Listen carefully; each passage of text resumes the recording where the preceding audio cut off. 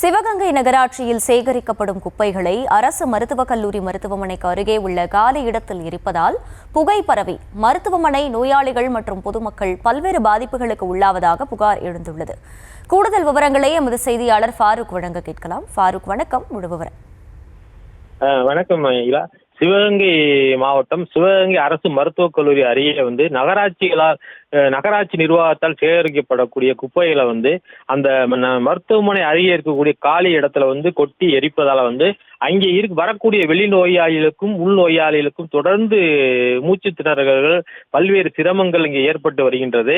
தினசரி சிவகங்கை நகராட்சி குறைந்தபட்சமாக 5 டன் அளவிற்கு குப்பைகளை நகர் முழுவதும் சேகரித்து அதை கையாளுவதற்கு நகராட்சி நிர்வாகத்திற்கு தனி இடம் இல்லாததால் நகர்ப்புறங்களில் எங்கெல்லாம் காலி இடங்கள் இருக்கோ அங்கெல்லாம் இந்த குப்பைகளை கொட்டி நகராட்சி நிர்வாகம் எரித்து வருகின்றது. பல ஆண்டுகளாக இந்த பிரச்சனை சிவகங்கை நகரில் நீடித்து வரக்கூடிய நிலையில மருத்துவக் கல்லூரி நிர்வாகத்திடம் விசாரித்த போது மாவட்ட நிர்வாகத்துக்கு பல முறை கோரிக்கை வைத்து உரிய நடவடிக்கை எடுக்கவில்லை என்று மருத்துவக் கல்லூரி நிர்வாகம் தெரிவிக்கின்றது.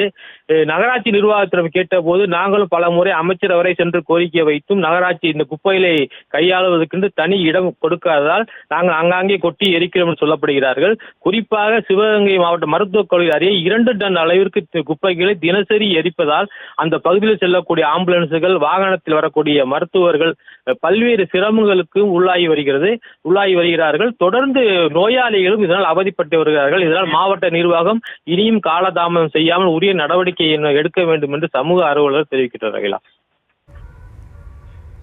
விவரங்களுக்கு நன்றி ஃபாரூக்.